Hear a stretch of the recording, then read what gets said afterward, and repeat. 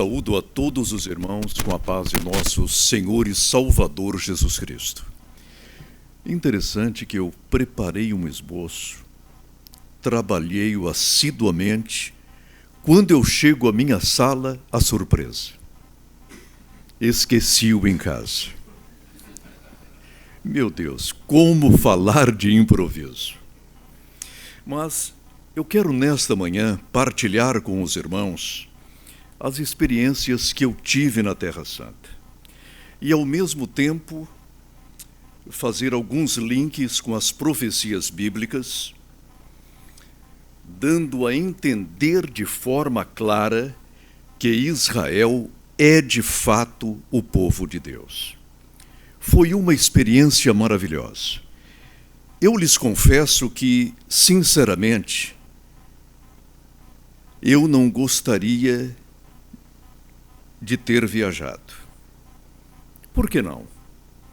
Mas essa experiência mudou-me completamente. Eu sou um homem caseiro. Gosto de ficar em casa com os meus livros, dialogar bastante com a minha esposa.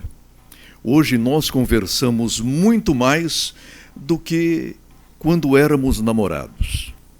Ficamos às vezes 30, 40, 50 minutos, 2 horas conversando, e à noite fazemos as nossas caminhadas dialogando. E todos os dias eu tenho por hábito conversar com os meus netos. E quebrar a rotina de um homem caseiro não é fácil. Mas Deus permitiu que isso acontecesse. A viagem chegou-me como um presente, aceitei-a de bom grado, mas com alguns temores. Senhor, como posso viajar para Israel, antes para o Egito, e levar todos os meus remédios comigo? Porque diariamente eu tomo 20 comprimidos. Como posso levar 300 comprimidos comigo? Como vou passar pela alfândega? Ou pela imigração? E como posso enfrentar 11 horas de viagens numa primeira etapa e depois mais 5 horas numa segunda etapa? Senhor, eu já tenho 63 anos. Como posso, Senhor? Mas Deus faz com que a nossa mocidade se renove. Deus nos dá força, coragem, e eu posso dizer-lhes com toda sinceridade que essa viagem representou para mim um curso bíblico e teológico avançado. Eu aprendi muito. Entrei em contato com diversas culturas, com diversas pessoas. Eu pude, nessa viagem, orar, ler a Bíblia, evangelizar. Passei 7 dias no Egito, 5 dias na Palestina, entrei em contato com o povo palestino, e da Palestina eu viajava todos os dias para conhecer os lugares santos de Israel. Nós dizemos Palestina, mas, na verdade, todos aqueles territórios pertencem biblicamente ao povo de Israel. Sim, senhores, é uma questão bastante difícil hoje de aceitarmos. Eu, pelo menos, aceito de todo o coração. Mas a cidade de Belém, Hebrom, Nazaré, a Cisjordânia e outras regiões hoje contestadas pelas autoridades palestinas pertencem biblicamente a Israel. Não apenas ao Estado de Israel, mas ao reino de Israel, que será restaurado quando do milênio. Em primeiro lugar, nós nos reunimos em São Paulo. Partimos de São Paulo. Lá estava o pastor Saulo Gregório, o presidente da Sename, um homem que, desde a sua mocidade, colocou toda a sua alma na obra missionária. Ele deu-nos as instruções, levamos o nosso bonezinho com o nome Sename. É um boné que fez sucesso. Quando eu cheguei a uma lanchonete israelense, a moça olhou e disse, mas ou seja, o que é isso? Agora, para explicar-lhe que aquele boné era da Sename, seria um exercício linguístico muito difícil. Mas ela deve ter entendido alguma coisa, porque nós estávamos ali fazendo missões também. Irmãos, quem viaja 10, 11, 15 horas em um avião apertado, com aquele ar bastante viciado, embora seja renovado de quando em quando, sabe que não é fácil. Meu Deus do céu! Passa da hora do banho, e ficar 24 horas sem banho não é fácil. Para ir ao banheiro, meu Deus do céu, você se levanta, vai ao banheiro, volta à sua poltrona, reclina, pouca reclinação, tenta dormir e o sono não vem. Aquele estresse, mas vale a pena. Vale a pena, sim, senhores, porque é um aprendizado. Primeiro, nós fizemos uma escala em Frankfurt, uma cidade bonita, organizada, o povo gentil, transparente nos negócios, com os preços devidamente demarcados, o que não aconteceria lá no bairro árabe de Jerusalém, onde eu paguei o almoço mais caro de minha vida. Depois eu conto a história. Não foi fácil. Depois de Frankfurt, nós voamos para o Egito. Irmãos, a chegada ao Egito foi bastante emocionante.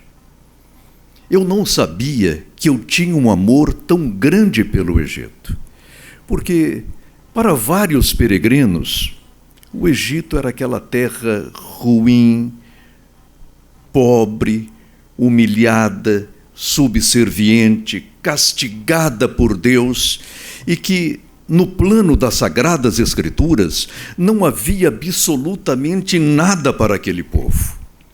Mas eu descobri, lendo as Sagradas Escrituras, que o Egito, no milênio, será uma das 3 nações mais importantes da Terra. Eu falarei sobre isso. E antes de chegar ao Egito, eu procurei aprender algumas palavrinhas em árabe. E lá ensinaram-me outras muito necessárias. Em primeiro lugar, o hebraico e o árabe são línguas irmãs. São similares, por exemplo, a essa relação entre o nosso idioma, o português, e o italiano. Quem sabe bem o hebraico ou o árabe consegue entender razoavelmente bem o outro. Até parecem línguas adversárias, mas não é. São línguas irmãs. Aí eu pensei, bem, eu já sei algumas palavrinhas em árabes. Eu posso até apresentar-me. Eis-me Cláudio Honor, Ana Mem Brasil. Ou seja, eu sou Cláudio Honor e eu vim do Brasil. Mas não eram essas as palavras mais necessárias no Egito. Um guia ensinou-me o seguinte, olha, quando nós chegamos aqui, somos assediados por vendedores e ambulantes toda hora. Então, há 3 palavrinhas mágicas para desvencilharmos-nos deles. Lalá shukran. Lalá shukran? Ou seja, não, obrigado. Não, obrigado. E realmente funcionou. Nós fomos ao Cairo, naquela praça pública imensa, estávamos em uma lanchonete tomando um chá gostoso. Irmãos, eu não sei quantas vezes fomos assediados ali. Mas essa palavra até que funcionou. Lalá, shukran, sorrindo um pouquinho. Mas havia um rapaz que foi persistente. Ele apareceu à nossa mesa 3 ou 4 vezes seguidas, vendendo alguma coisa de prata, eu não sei se uma pulseirinha. Eu dizia, Lalá, shukran. Só que na 4ª vez ele se irritou. Lalá, shukran. Eu falei, Jesus, tem misericórdia. Só que a imagem desse menino ficou em meu coração. Chegando ao hotel, eu orei por ele. Senhor, eu quero esse jovem salvo, liberto. E eu oro por ele até o dia de hoje. Aquela reação dele marcou-me profundamente. E eu tenho hoje em minha caderneta de intercessão. Eu não lhe sei o nome, mas eu tenho certeza absoluta que Deus fará uma obra na vida daquele menino. E no Egito, nós fomos conduzidos pelo Samuel, um cristão cópita, que contou-nos um pouco da história do Egito. A palavra Egito que nós usamos hoje vem destas palavras do antigo idioma usado pelos egípcios bíblicos. A expressão toda é recaptar. Re, casa, Ka, espírito, e Ptah era o Deus principal daquela região. Recaptar. Aí vieram os gregos, ouviram essa expressão, ouviram-na 1, 2, 3 vezes, depois surgiu algo como Egipto. No latim, Egito, e nós usamos hoje Egito. Mas em árabe, a expressão é outra. O nome é outro, é Massir. Egito, Massir. Por que o árabe? Irmãos, quando lemos as Sagradas Escrituras, e eu quero aqui achar um texto que é vital para entendermos a história do Egito, Isaías 19, a partir do versículo 21, diz o Senhor: E o Senhor se dará a conhecer ao Egito, e os egípcios conhecerão ao Senhor naquele dia, no milênio. Sim, eles o adorarão com sacrifício e ofertas, e farão votos ao Senhor, e o Senhor os cumprirão. E ferirá o Senhor aos egípcios, e os curará. E converter-se-ão ao Senhor, e ele mover-se-á às suas orações e os curará. Naquele dia haverá estrada do Egito até a Assíria. Vejam bem os irmãos, não é Síria, é Assíria. Um país que historicamente não existe hoje, mas que está para ser ressuscitado. Naquele dia haverá estrada do Egito até a Assíria, e os assírios virão ao Egito, e os egípcios irão à Assíria, passando por Israel, e os egípcios adorarão com os assírios ao Senhor. Naquele dia, Israel será o terceiro com os egípcios e os assírios. Uma bênção no meio da terra, porque o Senhor dos exércitos os abençoará, dizendo: Bendito seja o Egito, meu povo, e a Assíria, obra de minhas mãos, e Israel, minha herança. Eu já ouvi dizer de pessoas que, ao visitar o Egito, sentiram-se mal, sentiram-se perdendo tempo. Mas a minha impressão foi outra. Eu deixei o Egito amando aquele povo. E, como os irmãos puderam observar, há bênçãos para o Egito na Bíblia. Por quê? Vejam bem os benefícios que o Egito prestou a Israel. Em primeiro lugar, abrigou o povo de Deus por 430 anos, não lhe cobrando aluguel algum. E Deus, como todos nós sabemos, não fica a dever nada a ninguém. Ele tinha essa dívida, podemos dizer assim, embora Deus não tenha dívida com ninguém, a terra é dele. Mas usemos esta expressão com uma certa liberdade poética. Ele tinha essa dívida com o Egito e a pagará no milênio. Em segundo lugar, o Egito recebeu o menino Jesus por 2 anos. E Jesus ficou ali abrigado nesse período, até que do Egito, diz a Bíblia, o Senhor chamou o seu povo. Irmãos, Deus humilhou o Egito durante 2.600 anos. Desde o Antigo Testamento até o dia de hoje, os egípcios, um povo forte, arrogante, sábio, inteligentíssimo, a superpotência da época, passou por provações duríssimas. Vieram os assírios, depois os babilônios, depois os persas, depois chegaram os gregos, mais tarde os romanos, depois os árabes, e os árabes maltrataram muito o Egito. Eles não permitiam que aquele povo falasse a sua língua antiga, o cópita. Não, senhores. Os árabes, aliás, os egípcios, foram obrigados a mudar de idioma. Foi algo terrível. E os egípcios que teimavam em usar o seu idioma antigo, o demótico, ou eram mortos, ou tinham as suas línguas cortadas.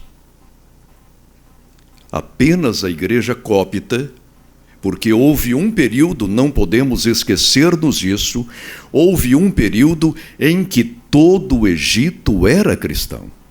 Os irmãos sabiam disso? Alexandria, por exemplo, era um centro de excelência teológica, embora houvesse lá alguns desvios também. Depois dos árabes, vieram os franceses, os ingleses, e só bem recentemente, a partir de 1922, é que os egípcios adquiriram a sua independência. Então, para Deus humilhar esse povo, levou mais de 3.000 anos. Mas Deus amava e ama o Egito. Diz a Bíblia que Deus ama o estrangeiro, e ama mesmo. E eu saí do Egito com esse sentimento. Eu amo o Egito. Eu poderia, por exemplo, ter conhecido a igreja cópita. O seu idioma é muito bonito, é sonoro, pertence, se não me engano, à mesma classe dos idiomas afro-asiáticos, na qual estão inseridos o hebraico e o árabe. Eu gostaria de ter conhecido também a Igreja Internacional do Cairo, uma igreja de 8.000 membros. Deus ama aquele país. Deus o quer para si. Irmãos, ficamos em um hotel, o Hotel Pirâmide. Nós víamos as pirâmides. Olha, que comida gostosa. Que tâmaras. Que azeitonas. Que comidas árabes excelentes. Eu pensei, foi por isso que os filhos de Israel queriam voltar. Talvez por isso. Uma comida de excelência. Irmãos, nunca comi tão bem em minha vida. E olha que não havia aqueles pepinos mencionados na Bíblia, nem os melões. Mas as iguarias eram finas. E, nesse período, eu fui visitar o Museu do Cairo. Interessante. Eu vi a múmia de alguns príncipes, de reis. Eu vi múmias de gente importante. Eu só não vi a múmia de um príncipe que, despertado ainda jovem, recusou-se a ser chamado filho da filha de Faraó. Eu não lhe vi a múmia ali. Sabe por quê? Porque ele recebeu o chamado de Deus. Ele teve como nada toda a glória do Egito para servir ao povo de Deus e levar-lhe todo o escárnio. Agora, se Moisés não tivesse ouvido a voz de Deus, ele estaria no Museu do Cairo como múmia. Mas ao ouvir a voz de Deus, ele apareceu no Monte da Transfiguração, conversando com o Senhor Jesus, na companhia de Moisés, de Elias. Isso significa o quê?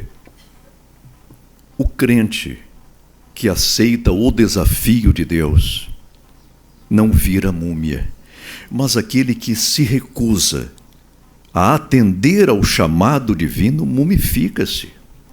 Pode virar até história, mas jamais estará no Monte da Transfiguração. Depois de 7 dias, nós deixamos o Egito.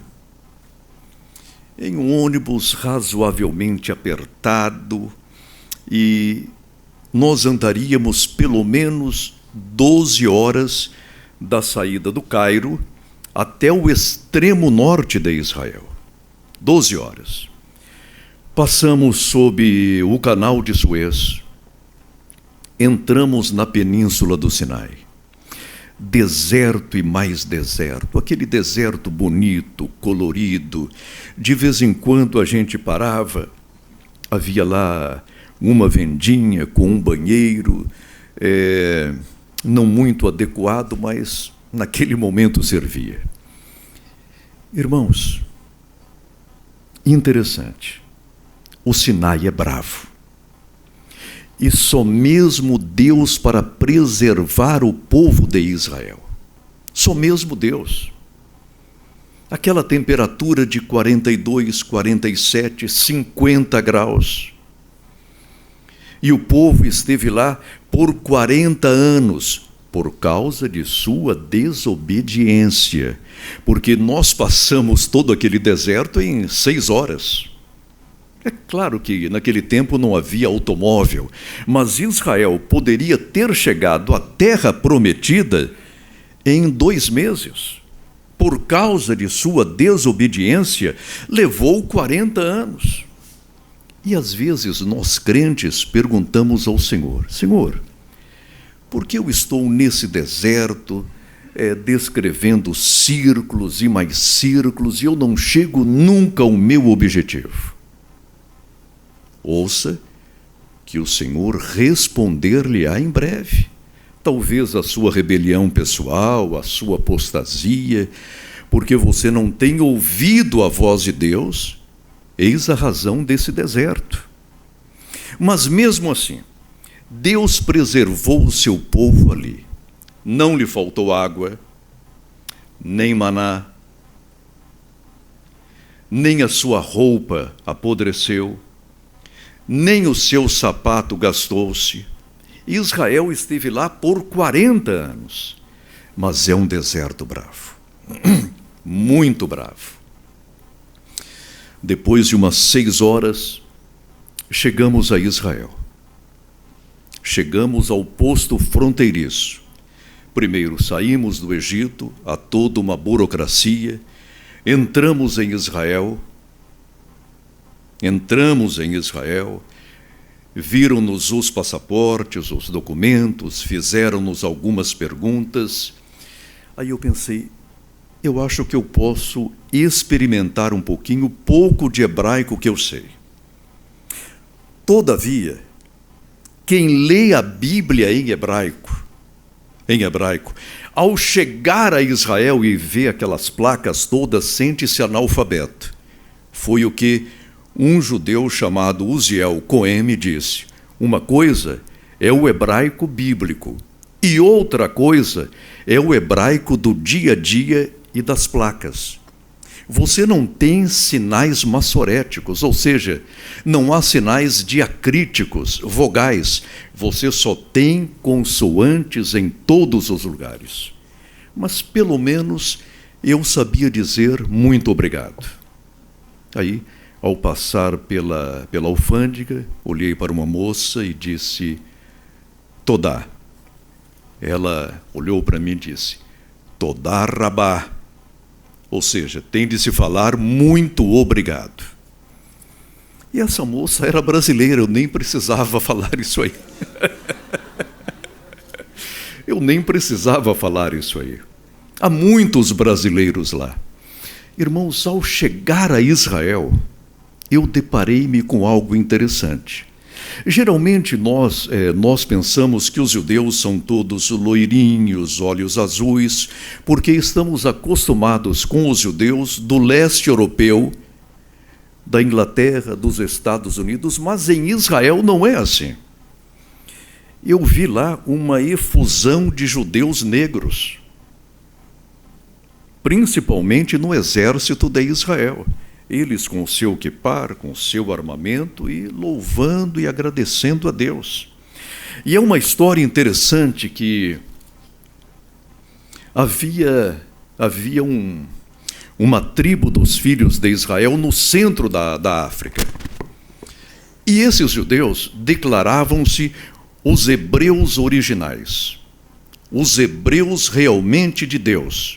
Porque, segundo eles, não havia outros judeus a não ser eles.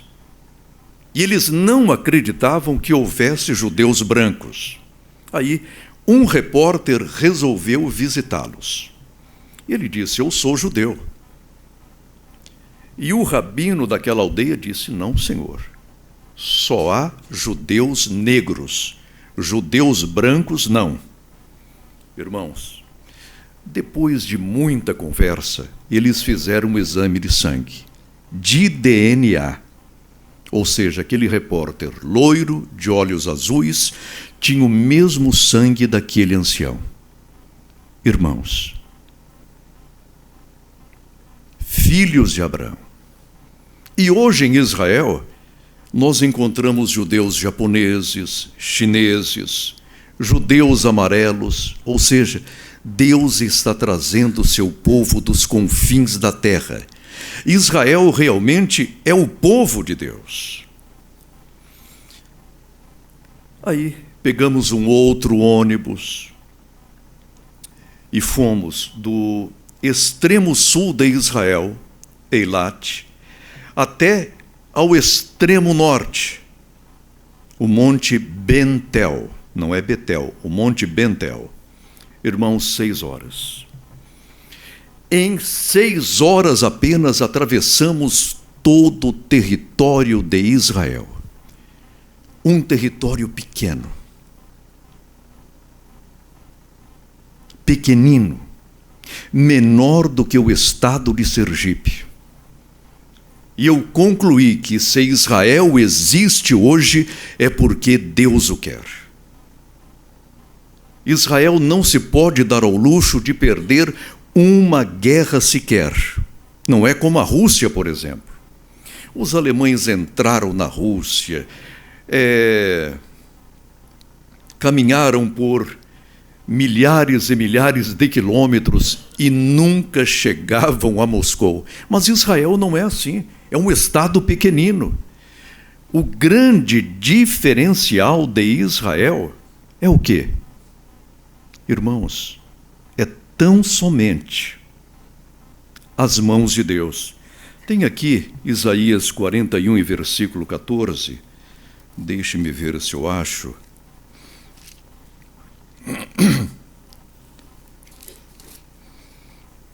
diz a palavra de Deus: não temas, ó bichinho de Jacó. Jacó é exatamente isso, um bichinho. Ó bichinho de Jacó, povozinho de Israel, eu te ajudo, diz o Senhor. E o teu Redentor é o Santo de Israel. Israel sobrevive não porque tem um excelente exército, armas de excelência, um povo aguerrido. Israel sobrevive porque Deus o quer, porque o Senhor dos exércitos está ali. E cumpre-se agora na vida do povo de Israel aquilo que lemos aqui em Daniel capítulo 12 e versículo 1. Daniel 12, versículo 1. Vejam bem que esta profecia já está se cumprindo de forma literal na história dos israelitas. Diz a palavra de Deus aqui, irmãos: e naquele tempo se levantará Miguel, o grande príncipe, que se levanta pelos filhos do teu povo, e haverá um tempo de angústia qual nunca houve desde que houve nação até aquele tempo. Mas naquele tempo livrar-se-á o teu povo todo aquele que se achar escrito no livro da vida. Quando lemos a história do povo de Israel no século XX e em nosso século também, deparamos-nos com algumas incógnitas.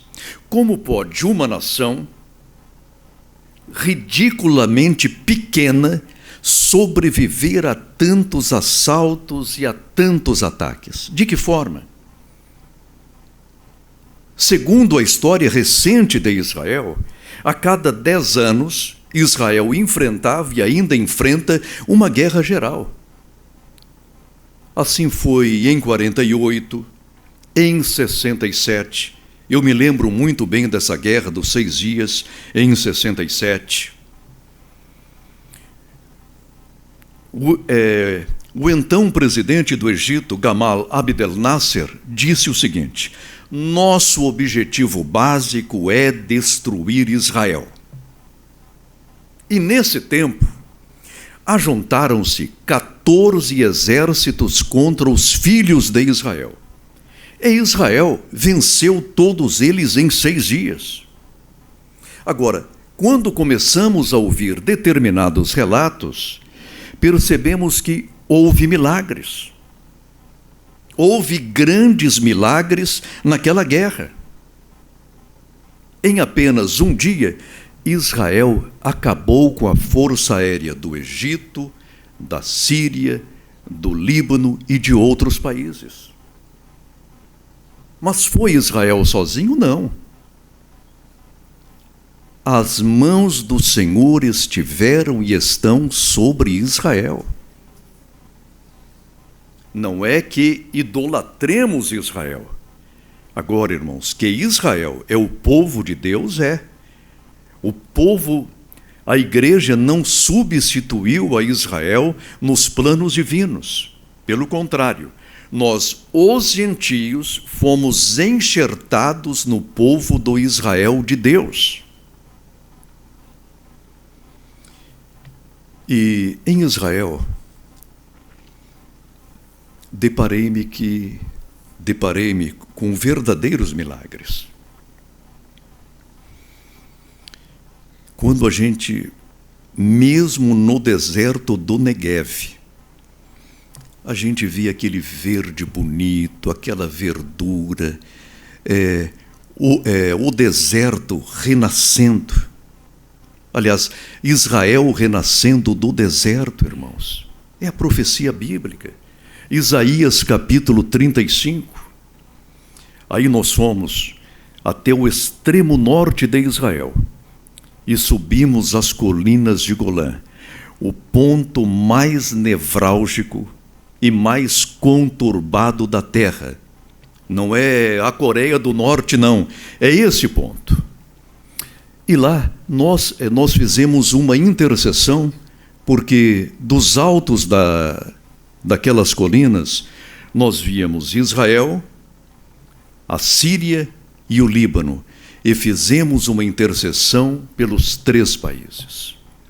Oramos, choramos, havia ali irmãos chineses, irmãos da África, da América do Norte. Ali, a igreja se reuniu. Eu fico imaginando se numa reunião pequena é algo tão belo. Já imaginaram quando chegarmos aos céus e virmos os irmãos brasileiros, americanos, africanos, chineses? Porque Deus ama as nações. E as nações, conforme podemos ler no livro do Apocalipse, conservarão os seus traços e as suas identidades. Por quê? Porque Jesus é o Rei dos Reis e Senhor dos Senhores. Irmãos, eu estive 5 dias em território hoje conhecido como Palestina. Eu estava nesse hotel e vi alguém falar mal do governo israelense. E era um crente. Não pertencia ao nosso grupo, mas dizia-se crente e estava falando mal de Israel. E eu fiz-lhe 3 perguntas. Eu falei: irmão, responda-me a essas 3 perguntas. Quem fornece energia elétrica para os palestinos? Israel. E de graça, você sabia? Quem fornece água para os palestinos? Ele disse: Israel. Mas Israel faz por motivos políticos. Só que, em nosso país, ele paga energia e água por motivos políticos também. Aí eu disse: e esses trabalhadores todos trabalham só aqui? Não, a maioria trabalha em Jerusalém e em Israel. Irmãos, quem ajuda os palestinos não são os árabes. É o governo de Israel, é o povo de Israel. Agora, o povo palestino como um todo quer paz. Sente-se seguro tendo Israel como governo. Agora, quando necessário, Israel entra nos territórios, coloca ordem em todas as coisas, e deve ser assim. Porque, caso contrário, Israel desaparecerá. Eu estive entre os palestinos, entrei em contato com o pastor da Assembleia de Deus na Palestina, mas não tivemos tempo para visitar-lhe a igreja.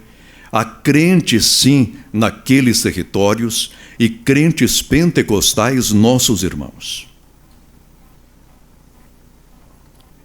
E o mais interessante, irmãos, a gente pensa que os territórios palestinos é aquela miséria toda. Não é, não.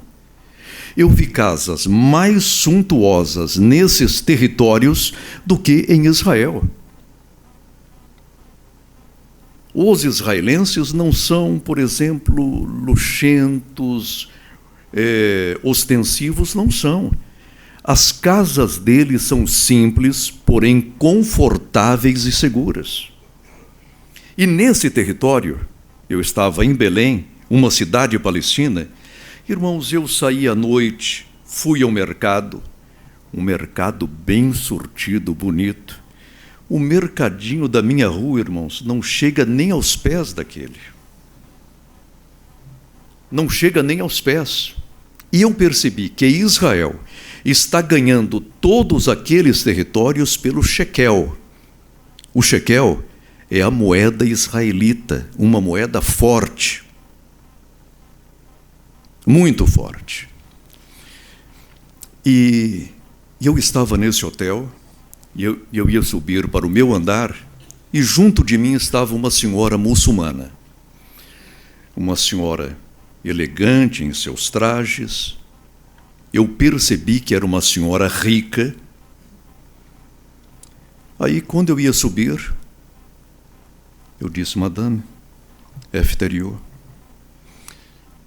Ela não quis entrar, ela ficou assim, porque na cultura muçulmana, uma mulher não pode preceder a um homem. Ela só poderia entrar depois que eu entrasse. Mas eu insisti, aí ela me agradeceu tanto. E mais uma coisa, você não pode tocar em uma mulher muçulmana, por exemplo, estender-lhe a mão.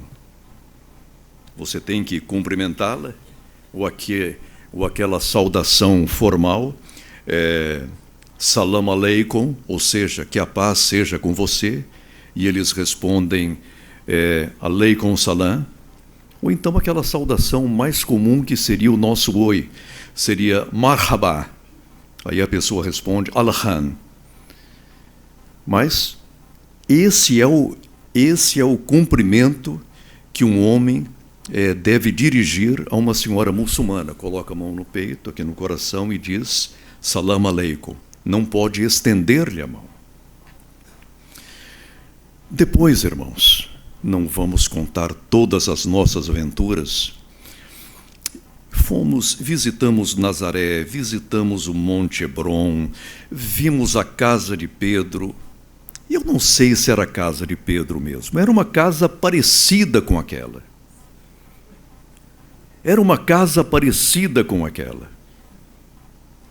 E fomos visitar o Poço de Jacó.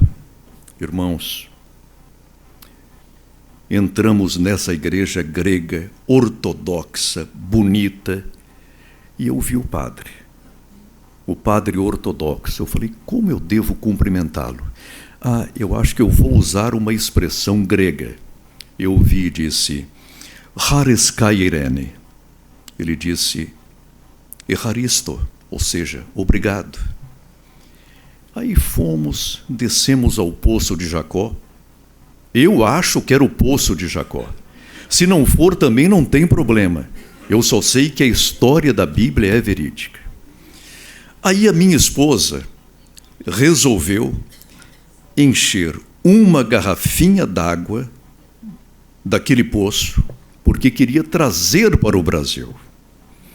Eu só sei, irmãos, que na viagem de volta ela confundiu as garrafinhas, bebeu aquela água, e o interessante, voltou a ter sede.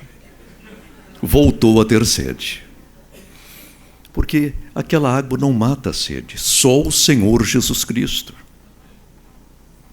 Irmãos, eu não sei se foi nessa igreja ou em outra, era uma igreja ortodoxa. Eu estava cansado, sentei-me, e um senhor australiano sentou-se ao meu lado, na igreja. Uma igreja bonita, aquele ambiente saudável, aquela acústica maravilhosa. Ele sentou-se ao meu lado. Aí começamos a conversar, e eu perguntei-lhe se ele era cristão. Ele disse, não sou cristão, eu sou ateu. E toda a minha família é ateia, ninguém crê em Deus. Eu pensei, que tragédia, Senhor. Dessa família não haverá nenhum representante no céu. Como é triste isso. Eu disse, não importa. Jesus o ama. Jesus o quer. Conversamos mais alguns minutinhos e eu saí, falei, Senhor, que pelo menos esse homem, um membro de uma família tão grande e ateia, chegue aos céus. Foi junto ao Poço de Jacó, sim. Irmãos, para não estender mais, nós fomos a Galileia e finalmente chegamos a Jerusalém. Quando nós entramos na cidade de Jerusalém, o nosso carro, o nosso ônibus começou a tocar. Yerushalayim Shel Zahav, ou seja, Jerusalém de ouro. Uma canção muito bonita, maravilhosa. Eu pensei, e aqui eu quero entrar em contato com os judeus, quero visitar o Santo Templo. Aliás, onde ficaria e onde ficará o Santo Templo, mas não pudemos porque fomos à Palestina. Ficamos lá em um hotel. Mas foi algo didático para mim, porque eu pude entrar em contato com os palestinos. Eu fiz amizade com o nosso motorista e durante 7 dias falava com ele, abraçava-o, segurava-lhe a mão fortemente. Aí, no último dia, como despedida, eu dei-lhe um Novo Testamento em árabe. Um Novo Testamento em árabe. Irmãos, como foi maravilhoso. João, por favor, traga-me essa sacola que está aí. Eu não trouxe nada mágico não, irmãos. Eu vou mostrar aqui.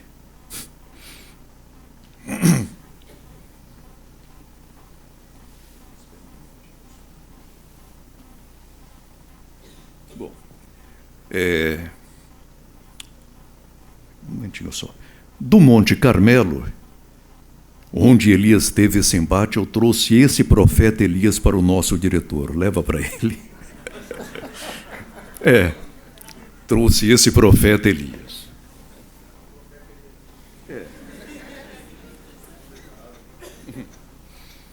É o profeta Elias.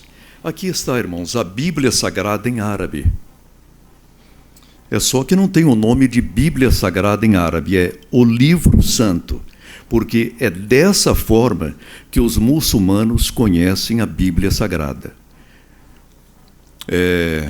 O Livro Santo.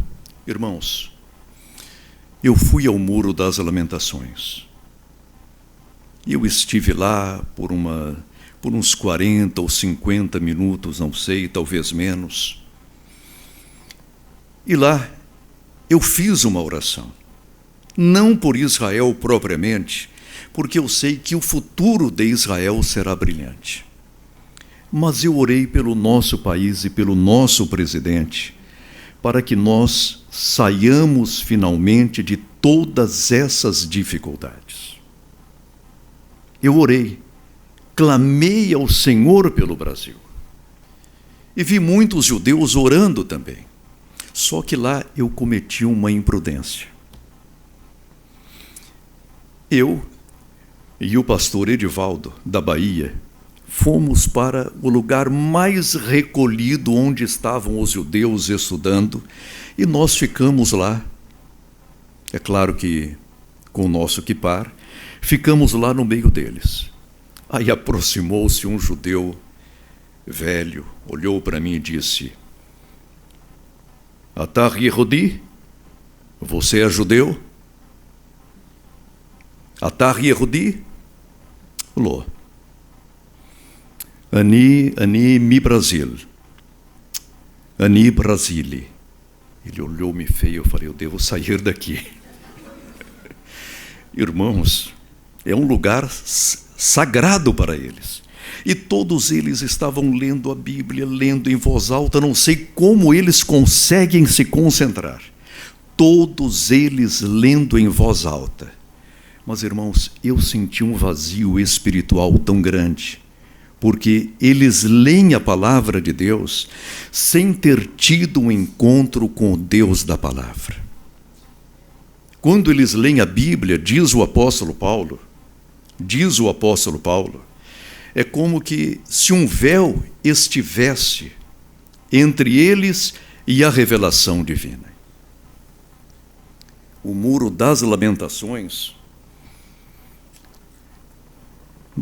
aquele muro que hoje é chamado tão somente de o Muro Ocidental, era o muro que guarnecia o Santo Templo que foi destruído no ano 70 de nossa era.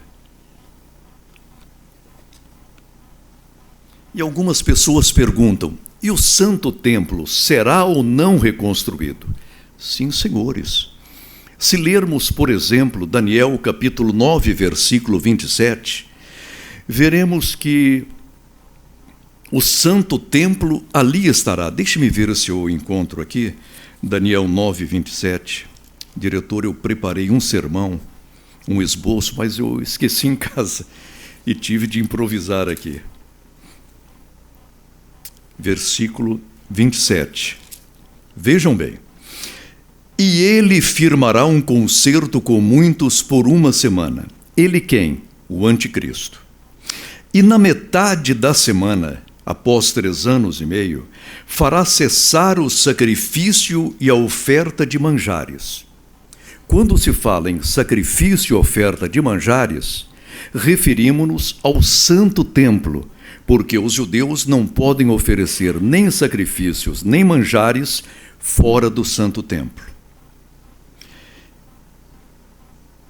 E sobre a asa das abominações virá o assolador, e isso até a consumação. E o que está determinado será derramado sobre o assolador. Ou seja, o santo templo será reconstruído em Jerusalém. E se lermos, segundo aos Tessalonicenses, capítulo 2, nós perceberemos que o anticristo entrará no Santo dos Santos, assentar-se-á num templo, parecendo Deus. Então, não é simplesmente o anticristo. Nós já estamos falando de uma entidade que cresceu tanto dentro de si, que Paulo descreve-o como antideus, até que Cristo o aniquile com o sopro de sua boca. O santo templo será reconstruído. E, para encerrar, apenas 2 episódios sobre o almoço mais caro que eu paguei em minha vida. Meu Deus! Eu estava do lado árabe de Jerusalém, um lugar esquisito, cheio de armadilhas. Aí o guia deu-nos liberdade para escolhermos a nossa lanchonete. No dia anterior, eu havia gastado, em 2 excelentes lanches, 120 shequéis. É quase que o nosso dinheiro. Mas nesse dia eu entrei numa lanchonete árabe, parecia confortável, tal. Irmãos, eu não perguntei o preço. Quando eu estava comendo, eu disse para a esposa, Marta, nós cometemos um erro muito grande. Não perguntamos o preço. Queridos irmãos, quando a conta veio, 360 shekelins. Vertendo para o nosso dinheiro, quase R$500. O almoço mais caro e mais indigesto da minha vida. E o sujeito não recebia em dólares, queria shequéis, era árabe. Eles não gostam de Israel, mas amam o dinheiro israelense. Ele disse, eu não aceito nem cartão, nem dólares. E a minha esposa ficou ali. Aí eu saí, fui até uma máquina, peguei 400 shequéis e fui lá. Nesse ínterim, iam entrando algumas americanas nessa lanchonete. E elas perguntaram à minha esposa, como é a comida aqui? É boa, barata? Minha esposa disse, é muito cara. Vão embora e procurem outra. E o dono da lanchonete ouviu e foi brigar com a minha esposa. Esse negócio é meu, essa loja é minha, quem dá os preços sou eu. Minha esposa disse, não grite comigo porque é feio. E eu disse para elas porque elas são minhas amigas. Irmãos, minha esposa teve de usar autoridade ali. Mas eu quero encerrar com o jardim do Santo Sepulcro. Eu não sei se aquele jardim é de fato o Santo Sepulcro. Eu só sei de uma coisa, que o meu Jesus ressuscitou. O meu Jesus ressuscitou.